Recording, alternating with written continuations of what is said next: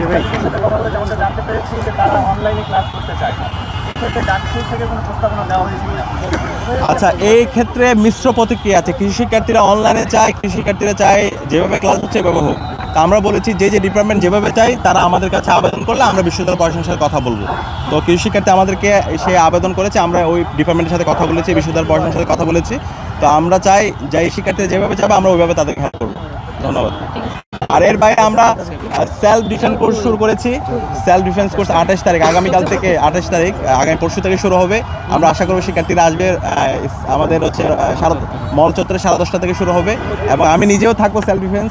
আমাদের সবারই শারীরিকভাবে সুস্থ থাকা দরকার। শারীরিকভাবে সুস্থ থাকার জন্য আমাদেরকে যে শারীরিক কসরত করা দরকার, সেটার জন্য সেলফ ডিফেন্স কোর্সটা খুবই জরুরি। আমরা আশা করব বিশ্ববিদ্যালয়ের শিক্ষার্থীরা আসবে এবং প্রত্যেকটা জায়গায় যারা তরুণরা আছে বিশেষ করে তাদের নিজেদেরকে সুস্থ রাখার জন্য এই ধরনের সেলফ ডিফেন্স কোর্সগুলো করবে তারা।